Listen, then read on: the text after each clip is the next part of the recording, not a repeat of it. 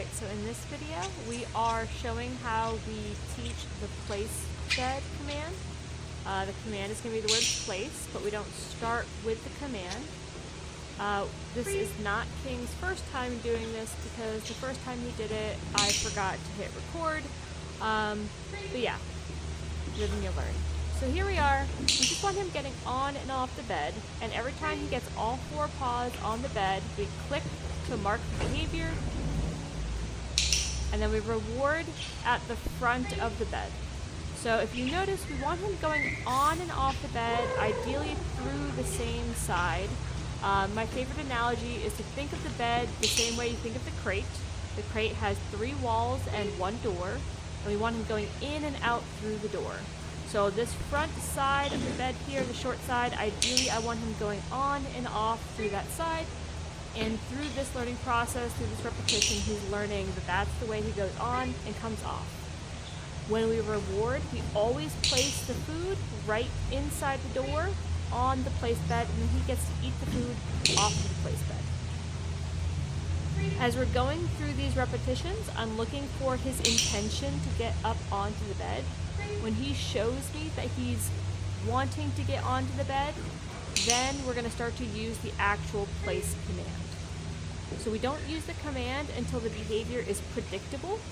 So when I see him really intentionally getting on that bed, then I'm going to start to introduce the place word. And it doesn't take very long for the dog to get there. Once I double check to make sure that I did indeed press record, we're going to start to introduce the place command. And you can see with how much intention he's actually going to the bed. A lot of enthusiasm, a little bit extra. It's a little wet today, so with those wet paws and the vinyl of the bed can create a little bit of a slippery surface. But all I'm doing is introducing the word place right before he's about to get on the bed. If you notice, before he comes off the bed, I say free, and then I step forward with my left foot every single time. We want him getting used to hearing the word free before he comes off the bed, even before we start to introduce the place command. On this rep, I made the mistake that he didn't have all 4 paws on the bed, but hey, we make mistakes once in a while. So we say free. When we want him to come off the bed, we step forward with our left foot. In the future, we can step forward and give him a heel command, but right now we're just going to use the word free, and we're going to step forward with our left foot. The left foot means we want him to come with us. Eventually, we're going to want him to stay where he is, and then we're going to step forward with our right foot first, and we are going to get to that a little bit later in this video. So we want to start to increase the amount of time that he's staying up there, so it's not always just get on, get off, get on, get off. Now, he's going to stay up there and repetitively receive treats on the bed. Usually like to do about 3, 4, 5 repetitions of place, click, feed, place, click, feed, place, click, feed. And that's going to start to build the duration that he's able to stay up there. The longer he stays up there, the more food he's going to get.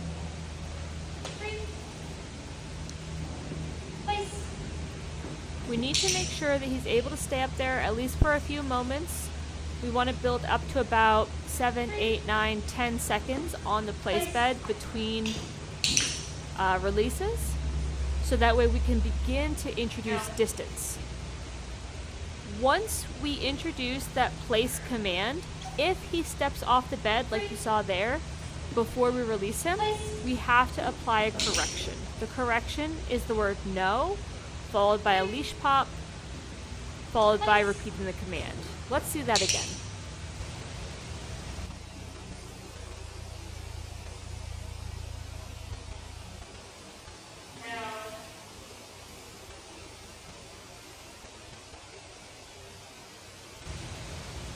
So the only thing missing from that correction was repeating the command after the leash pop, but he understood, he fixed himself, and he went back on that place bed, and we can continue on. So as we're moving forward with our place behavior, we're going to start to introduce the place stay. Now, I say that meaning I want him to stay on the bed. That doesn't mean we are going to say the word stay. When we say the word place, it means stay on your place bed until I tell you otherwise. So when we're teaching a stay behavior, like a place stay, a sit stay, or a down stay, we think about what are called the 3 Ds. The 3 Ds start with duration. How long can my dog stay on the place bed? So right now, I am increasing the duration that he's able to stay on the bed. As long as he's up there, he gets more food, and the longer he stays up there, he gets more food on top of that. So we're starting to increase the duration of the repetitions when he's up on that bed. We need that to be in place before we start to add distance. Distance starts with a very small step with our right foot, and we're going to build up to stepping out in front of the place bed and turning and facing him. That is our first little step of moving away from him. It might seem really small. It might seem kind of a little silly, but we're creating this pattern of I say the word place, I step, I come back, I feed. And we do this over and over and over. And each time I step, I'm going to step a little bit further out in front of the bed until I'm about ready to step in front of him.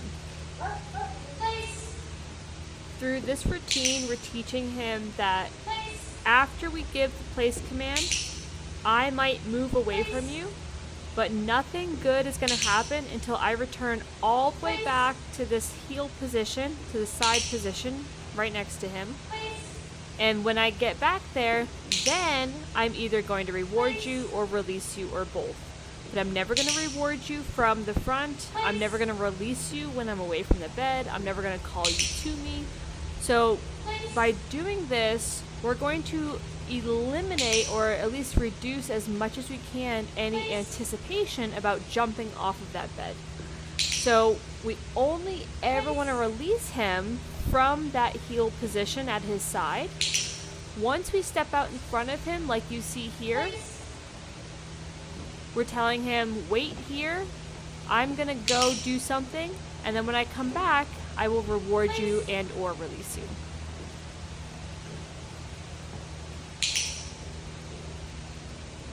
Now from that front position, we can start to back away from the bed, but when we do, we want to start very gradually. So what you'll see is I'm going to take a little step backwards, but I'm not going to move any of my upper body.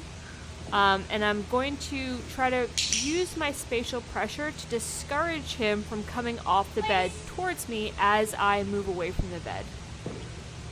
And each repetition I do, once I start to step back away from the bed, will go a little bit further and a little bit further.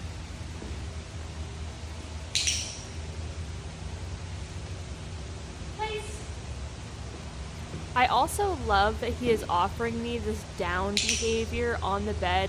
It kind of tells me that he's figuring out, hey, I'm going to be here a while, might as well get comfortable.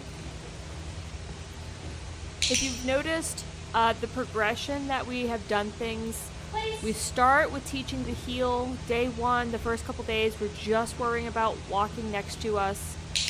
Once that's pretty comfortable, where he's pretty confident, he enjoys doing it, then we start to ask for that sit, because that sit behavior in the heel position is only going to make that healing even better.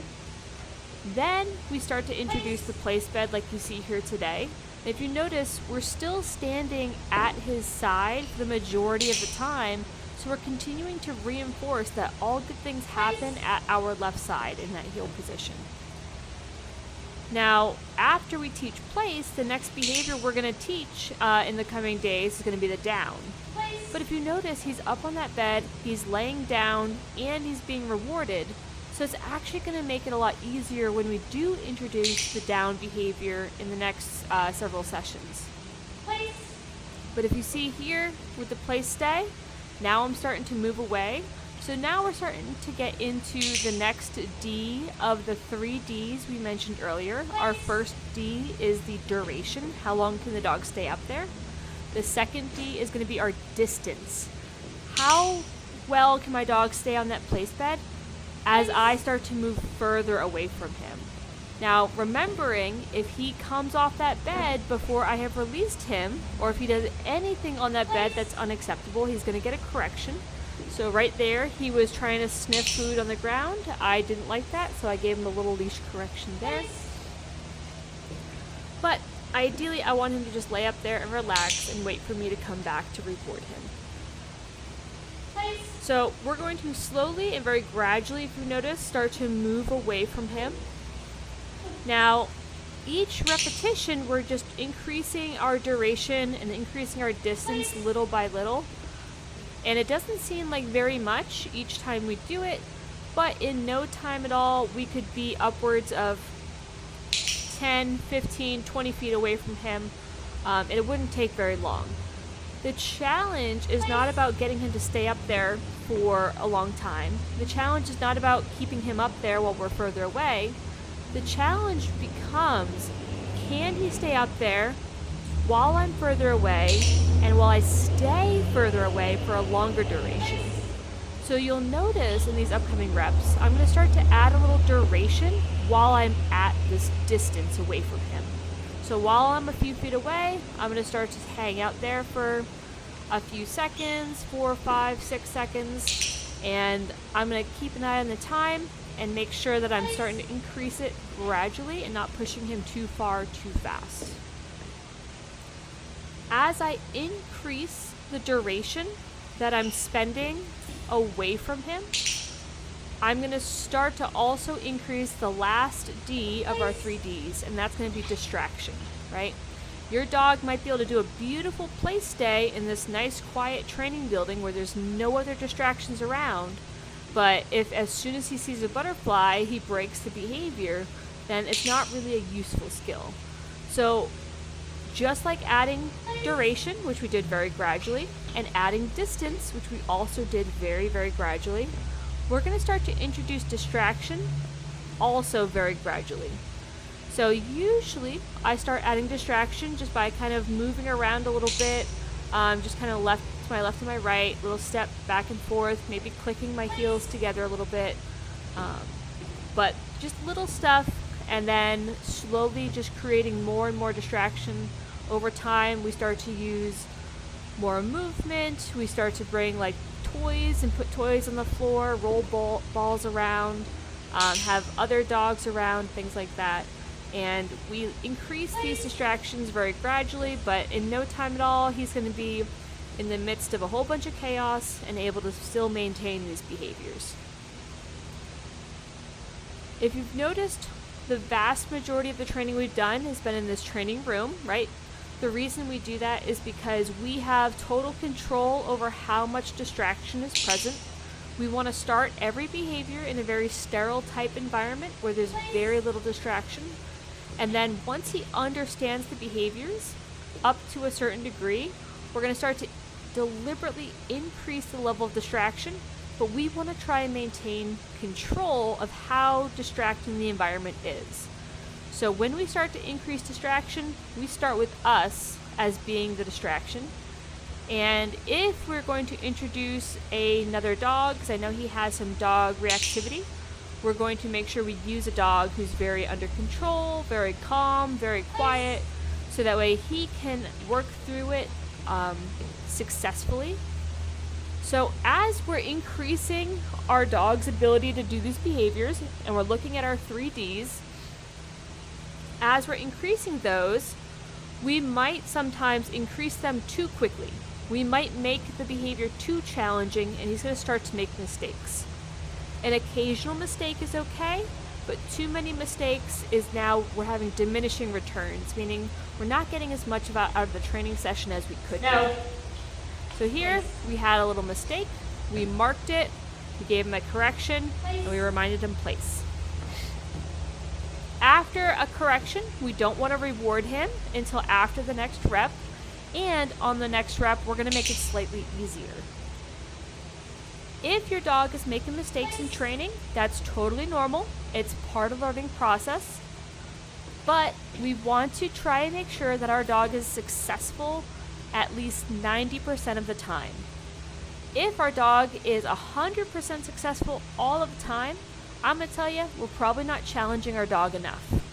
We want to push our dog to the point where they might occasionally make an error, make a mistake, but not too often. So if they're successful 9 out of 10 times, 9 out of 10 repetitions, if they're heeling appropriately 90% of the time, it says that we're challenging the dog just enough. And so that's a really good target to aim for when we're starting to increase our distraction level, when we're starting to ask for longer stays, when we're starting to ask for more distance. That's how we gauge if we're pushing our dog enough or not enough.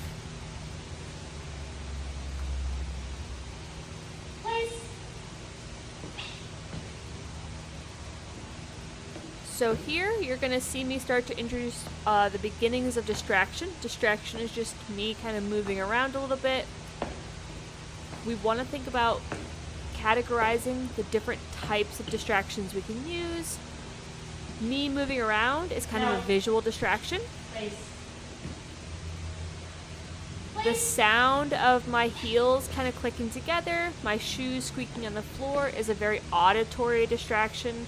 And we can increase these over time by, stomping our feet on the ground, squeaking our feet on the shoes on the floor, by clapping our hands, by waving our arms in the air, by singing, by whistling, by making other noises.